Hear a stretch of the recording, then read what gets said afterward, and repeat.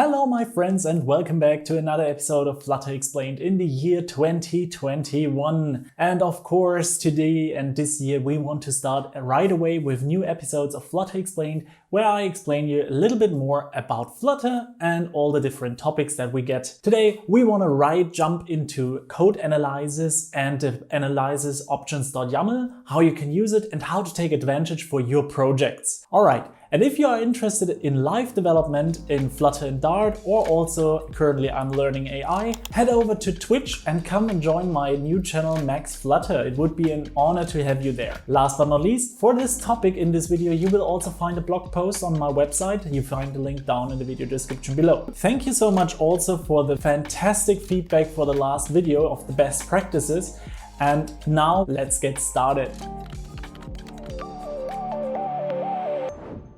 Alright, so let's head over to code linting. What actually is code linting or static analysis? Well, if you are working in your IDE like Visual Studio Code and IntelliJ, you already have seen it quite a lot. Usually you get like these red lines underneath of damaged or error text, or you get yellow lines to inform you that there is a problem, a warning, and so on and so forth.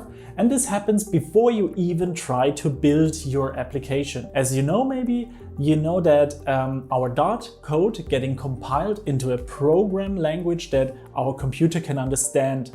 And this understandable code does not always work. If you remember, in the old days we had these cards, and if there was an error you had to rewrite everything. Today we have so much luxury, and that's one part of Dart. It is very good for us developers, and it also provides us with a lot of toolings that help us to identify problems. Now, this static analyzer finds and searches for build errors actually in our code. So if you do something that the compiler cannot understand, he cannot transform your code, your source code, into that machine understandable code, then you get these red lines, you maybe forgot a semicolon or something. So Dart cannot really create this application. Normally this happens inside and behind the scenes, so that you don't really have to care about it. But in some or most projects that I worked already in, linting is a good topic because it changes the behavior on how you write code, and it allows clean code base.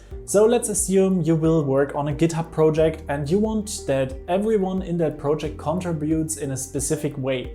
So for example, double quotes and single quotes. It sounds weird, but single quotes are more in the American countries and English-speaking countries because in the keyboard it is way easier to access. While in Germany, for example, here, we are trying to use more double quotes because it's easier for our keyboard and our convenience. So there are standards that you can set up in your team and in your projects, and code linting is helping you to enforce these things. So now double quote and single quote is maybe not a good example because it is something that is more like stylistic and it's more like viewable. And there we are also already in the discussion about the whole thing. But before we jump into the discussion and why code linting could be good, could be bad, and which code linting rules make more sense than others, I would like to show you a quick example on the computer how it is done. Alright, so welcome. Let's implement this code. So as you see here, we have a small project and I work this time with Visual Studio Code. Of course, this works with every other IDE in the same way. So you can see we have a single quote string and a double quote string.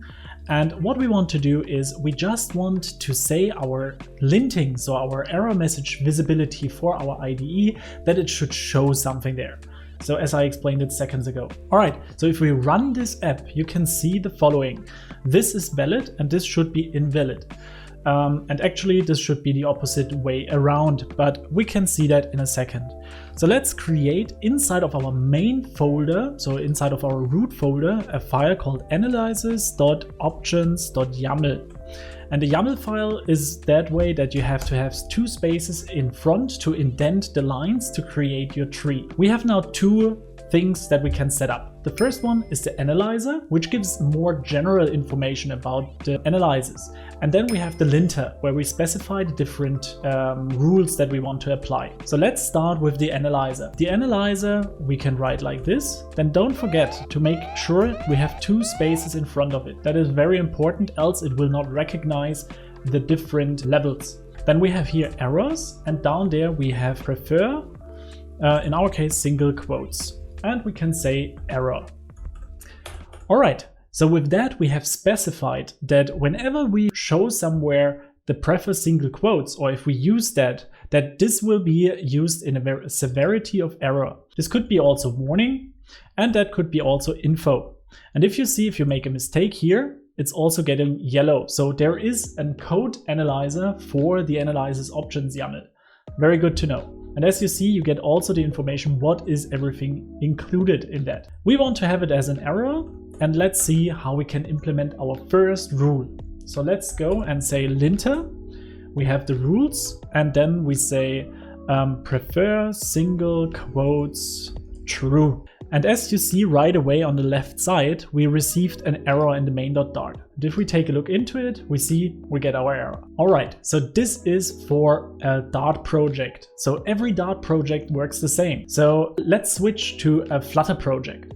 So I started now a new folder where we have the Flutter project inside, and here inside I just execute flutter create dot, which recreates all the files that we need for a Flutter project. And here you can see that there is no analysis options yet existent, but here it works exactly the same way. So we create a file analysis option, this is option.yaml, and if we now do the same thing like before, like analyzer errors, prefer single quote, and say this is an error, and we give the linter the rule with prefer single quotes true. Now we have initialized that for the whole Flutter project. So if I head over to the main.dart here, and of course we don't have a double quote here, but if we take a look into the widget title, which comes from the beginning of the My app, here we can see that we have currently a title with single quotes. And if I change that over to a double quote, we will see that there is now an error. So before I release you now to go back to the rest of the video, here you see a website .lang GitHub.io with the linter and lints, where you will find all the different linting rules and explanations to it once more. So you have error rules, style rules, and pub rules, and as you can see, they are around about 200 of them. So I highly give you the recommendation to check out these links and down in the video description below. But now enjoy the rest of the video. Alright, so now we know how code linting actually works. So we are able to introduce own linting rules to it. And as you saw already on the pub.dev page or .lang page for the linting rules, you see that there are nearly 200 of these rules that you can apply. Okay, but what is the discussion between linting and not linting? Usually you say that all errors are bad, right? And we don't want to focus as developers on small stuff, like for example, single quote and double quote. We don't want to take care of that. Usually we want that our compiler takes care of it or that it directly is fixed in the code base. So what we could do is something like pre-hooks that changes that. But the discussion is a little bit different. So usually we have a CI/CD in larger projects. If you don't know what a CI/CD is, up in the info box you will find a video link to the old video where I talked about CI/CD, and inside of that video I describe what it is. So this is costing money, right? Build minutes costs money. So some of the developers like analysis rules, and they also say they have to enforce. That means if the linting rules are failing, then the build should not run through. And this is of course correct. If you want to have an error and you want to enforce something, you shouldn't be able to build. But you have some problems with that. First of all, it costs money, and not every developer is that clean in development and really recognize these errors directly in the code and just pushes it to master, which maybe could lead to a build runner, which then costs again money. And there comes a lot of discussion with it. And of course, Dart already provides a very good set of rules, but there are some that are really considerable and help you. And the benefit of these analyses is always that you don't really have to care about styling, because it is enforced by this helper of the static analysis. Okay. So that is the advantage that you can see, and also the disadvantage a little bit, so the discussion that happens there. So there is a broad topic, and of course I like to discuss that down in the video description below with you. But now head over to some rules that are making sense, and actually there are 3 that I want to specifically announce. Alright, I created a Twitter feed and asked you all what are your favorite linting rules, and I received 3 answers that I want to mention here and show you what it has been with it. So the first answer comes from Matt Rizzo, or better known as Rizzo Coder. You find the link down in the video description below. He creates also fantastic Flutter videos and description and tutorials here on YouTube, so check him out and subscribe to his channel. But he mentioned missing required parameters for widgets. This is a linting rule which allows you to change the severity of this missing required attributes. And he also points out that during the null point rollout of the null safety feature, it will be more and more obsolete. But at the moment, to avoid the red screen of death, you can also include this linting rule with an error severity. And with that, you have the benefit that whenever you do this mistake and don't pass into a required parameter, then the app will not crash. It will only give you the error directly in the IDE. With that, you are way faster and you can avoid a lot of red screens of death inside of the app.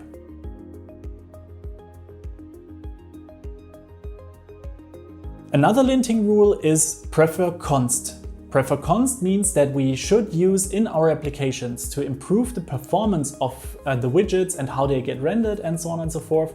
We should use constants wherever we can. So for constructors and for text stylings and so on and so forth, we always should consider to use constants. Why is this the case? Because constants are getting created during the build time and not during the runtime. And with that, you have the benefit to get a lot of performance improvements there, and you should always prefer const. So this is one linting rule that I actually really like. The last linting rule that I want to show you is exhaustive cases. Let's assume you have an enumeration with 3 values, bread, water, and wine. And now you want to make a switch case between these 3 things. So now you create a switch. But what happens if you forget one of these enumerations to put it as a case in the switch? What happens then is, with this linting rule, you get an error message if you forget one of them. Because actually, if you create an enumeration and switch through them, you usually want to really consider every possible value in this enumeration. And with that extension, or with that linting rule, you have the benefit to keep better track of it. Alright, so now we talked about how we can use different linting rules in our application. We talked about the advantages, we talked about the discussion that happens there. And now, before we come to the end, we want to talk a little bit about packages. Because let's think about, you want to use packages wherever possible, and there are some predefined linting packages already for you that you can use directly in your project, which are recommended from top developers inside of Flutter. And there are mainly 2 packages that I want to talk today about. The first one is a lint package from Pascal Welch. He created a fantastic linting package there that you can use directly in your app, which gives you a predefined set of rules that are specifically for projects of Flutter. And there is a huge difference to Pedantic, which is the second package that I want to introduce, which comes from the Flutter team. Pedantic is more focused on the Flutter repository itself, but how you can install these packages are now explained very quickly. So now let's head over to my PC and I show you how to implement them. So as I already introduced in the video, this is the linting package from Pascal Welch. And what you can do is you can just use that. And I want to implement that in our Flutter project that we created beforehand. So the first thing that we have to do is adding to our dev dependencies this lint package, as we would do it with every other package. So let's head over to our project, go to the pubspec.yaml and find the dev dependencies, which we find down here. And here we just add this new dependency of lint. As always, if we do something like that, we have to make pubget. This is done automatically for me. But now comes something special. We have to go over to the analysis options.yaml. And what you can see here, we have to include this package lint analyzer. If you write a package, it is slightly different. So if you use a plugin or want to write a package for Flutter, you would have to use this part here. But if we add that now, we immediately see that new problems have been implemented because we want to prefer const constructors in immutables. So this is very good to know. And with that, you can now implement different packages with already predefined linting rules for you. I hope this helps you, and now let's enjoy the rest of the video. Alright, so we talked about in linting, we implemented packages, we talked about different discussions that happens currently, the benefits and disadvantages of analysis options. And now you are able to use that in your project. So it gives you a huge general idea on how code analysis actually work. So, and if you still remember the best practices video up there in the info box, you can join that once more to see all the different best practices that I can give you. And if you're waiting for next week, there we want to talk about integration testing in Flutter and Dart. Alright, so thank you very much for joining today. Enjoy the rest of your week and don't forget to like this video. Bye!